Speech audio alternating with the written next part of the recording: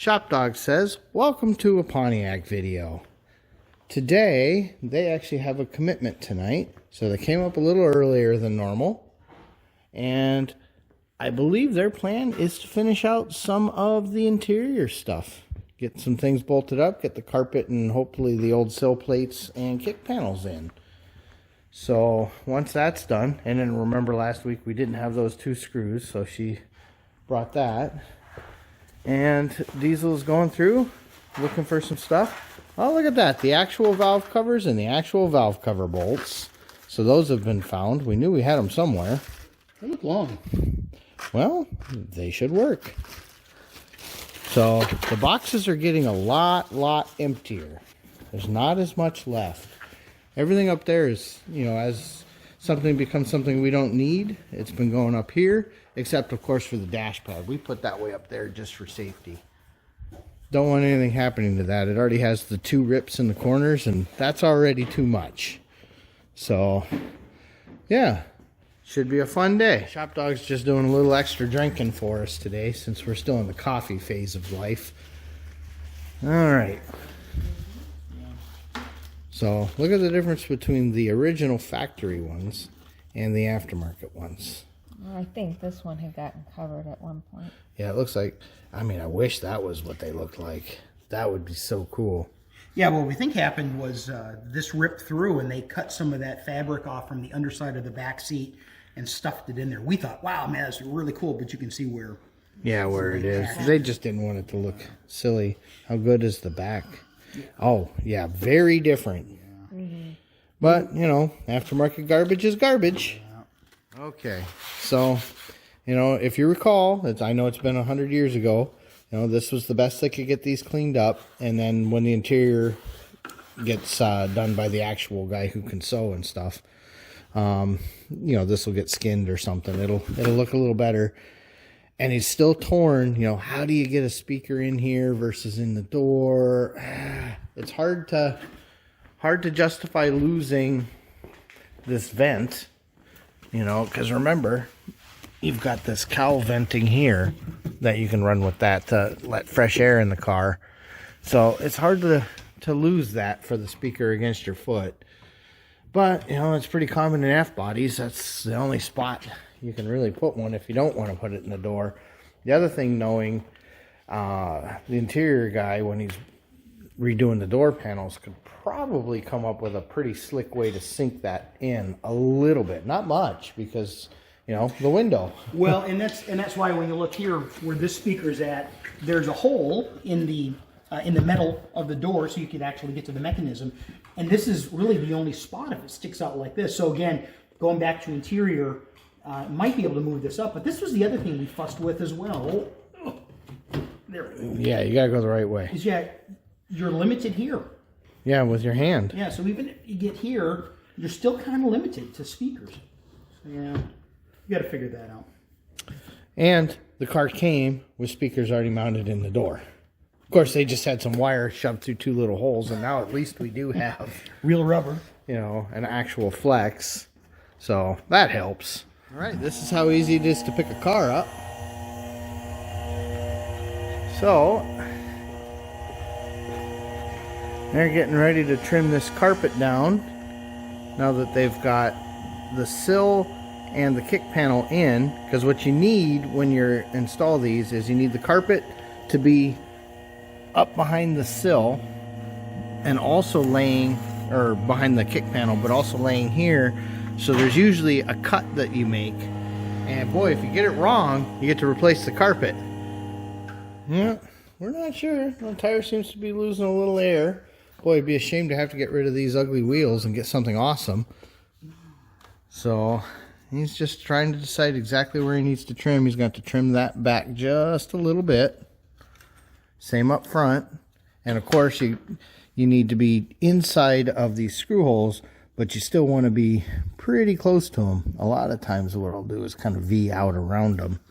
We were just talking about that over there. Yeah, that's normally what I do in the Camaros, because you've got that void space where the carpet can kind of stretch. Yep. And you're like, oh, if you don't, it'll pull out. Yep, and then you'll be too short.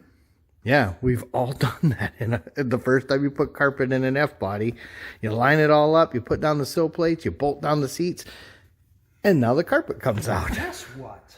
It's always underneath the kick panels on the Camaros because you cut it and then you wrestle that carpet in. Oh shit, I'm just off that much. Okay, so how's it going over here? Good, I think we got that nailed down where that's going to end up going. I trimmed this carpet back here so that's in. You know, it's about figuring out where you make your cut.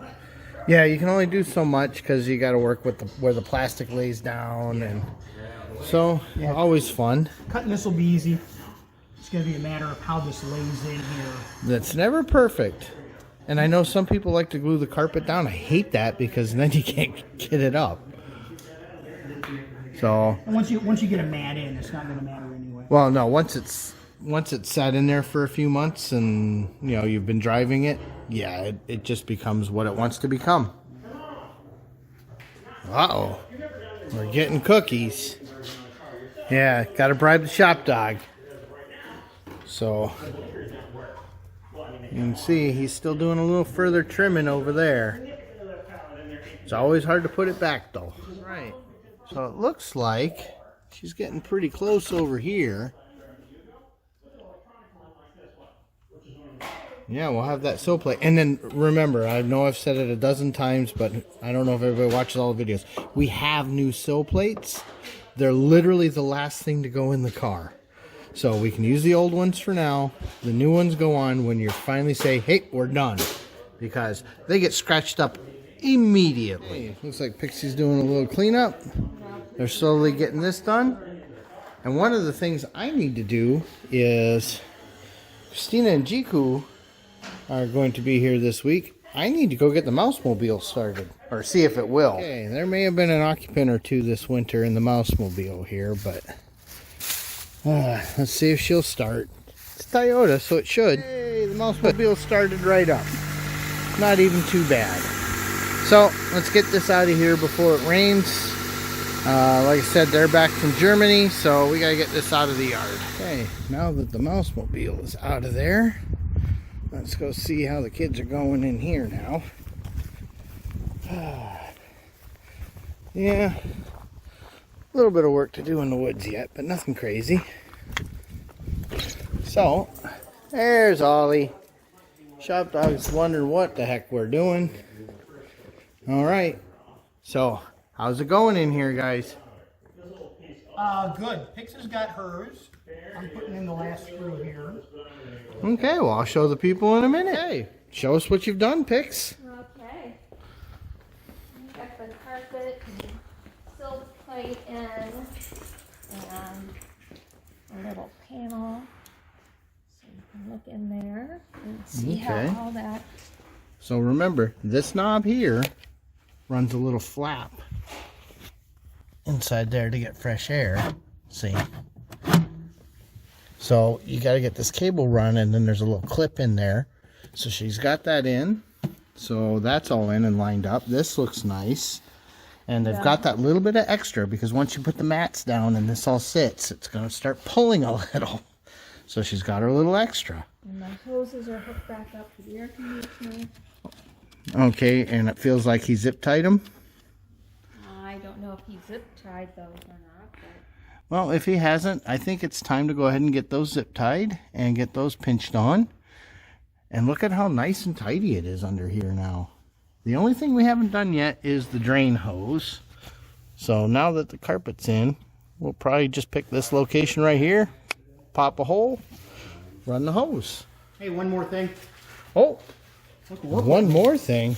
Oh, geez, A-pillar trim. Feeling pretty confident. Now, did that go in before or after the dash pad? Oh crap. After probably. Most likely. Normally, it's been my experience. Just a thought. So, now that these are in, the next thing he needs to do is take a minute, throw the zippies on his hoses, and we can locate and drill that hole. If we can find that tube. It's in a box somewhere. We got to find it. Getting ready to do the zip ties on the vents to kind of keep them on the nubs.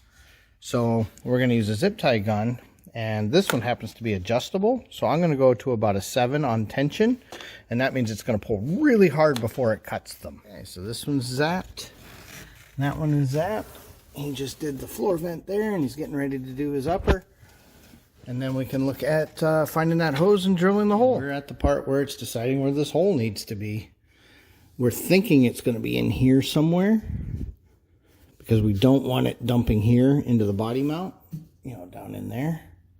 So we're just looking under here, trying to get it, because the other thing is it needs to be downhill, you know, 1/8 inch per foot kind of thing, so the water wants to leave, but we also don't want it where someone's foot can kick it or where it becomes a problem. So just, you only get to drill this hole one time. The hole is located. I'm going to climb in there and actually drill it. So he's cutting back a little Dynamat. I've got it drilled out for our grommet. So I'm getting ready to install that, and we'll pull our drip tube through. And we're going to leave it as long as it is currently, and then we can trim it later to whatever it needs to be. And then once the car is all together and we have the engine bay coming out, then we'll trim that down to what we feel is reasonable. But for right now, that's as long as that was.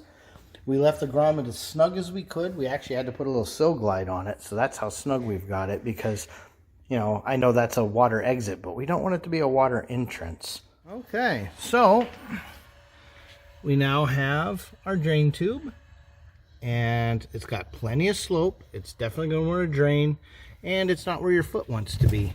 Honestly, when you're sitting up here, I don't think you can even see that it's there. No, you have no idea the AC unit's there at all. I think we did a pretty good job of hiding that, about as good as you could. Because remember, we couldn't bring it up any higher. As it is, we're already had some difficulties with the ducting we made for the defrosters. No, this is that unit couldn't come up anymore. It was, we had to modify all of this. That's right, I forgot about it. Well, we had to modify it to fit anyway, so we're like, oh well. Because remember, originally you'd have seen half the unit the first time we tried to put it in. That's right. We wrestled with those hoses to get them on, because we just didn't have the space for it. And that glove box. Oh boy, I'm happy about that. No, so that was one of the things we needed to do before the engine was in, because that would have been a nightmare sitting on that cross member with an engine in the way. So what's left on the interior? Dash and... Well, I don't know that we want to put the dash pad on right away. If you recall, it is a nightmare to take it back out if we have to fix anything. Yeah. I would wait until the wiring is good and we're happy and wipers work and everything works, and then we'll put the dash pad on. Yeah, I was going to say I wouldn't put it on until actually we start it and make sure everything is good. So I'm saying is, once we know everything works, then we can set it on there. So, point being, there's really nothing left to do on the interior. That was where we were trying to be this weekend. Yeah. Yep, those poles worked, so the PC11 obviously hardened up enough, because aftermarket garbage is garbage. Yep. Pedals are in. We got the goofy thing on the cam pedal thing on the other side we've got to put in. The bell crank? Yes, bell crank. That's the official word for it. No, I'm pretty happy with where we're at right now. I think we're doing pretty good. I think we may take the Impala mats and throw in here to have, like we did in the back, to have it start relaxing the carpet with a mat. Why don't I just get some mats? Well, you should probably get some mats, but I think in the short term we'll just throw the Impala mats in here. Oh, I can have mats in a week, I think. Well, we'll see. We'll see how that goes. I'm so happy with how that came out. So, yeah, this is really coming along nice. It's not ShopDog's favorite part, but he's doing a little cleanup. Gotta happen. ShopDog says these guys have a commitment this evening for a nice Persian New Year. So I think we're going to close it out here. The interior's looking good. It's really nice to just sit in there and touch buttons and feel things and go, this isn't too bad. Hopefully the carpet cleaned up a little bit. Yep. Carpet looks good. Yeah, it looks good from the back. You know, some people left some junk in the trunk there, but, you know, that happens. We marked the locations where we're going to have to get at things to put the dash pad in, and that's future Kevin's problem. Because I think we can get one of them. So, yeah. Anyway, we will fight that fight when it's time. until everything else is tested and running, we're not monkeying with that dash pad. It is not working. Just, oh, yeah. So, we'll deal with that when we get there. And honestly, even when we put it together, we probably won't put the nut from the outside because the interior guy is going to want that off. And the cowl has to come off to do it. So, let's only do the cowl a couple times. Let's do it as few times as possible because every time you pull something like that, you chip paint. That was a surprise. We went to pull that dash out and we're like, what are we fighting with? And then we looked it up in the book and I was like, why did they put a bolt? Why? That doesn't even make sense. But whatever, you know, Jim did things to make my life difficult. So, I guess we just got to say, Thanks for watching.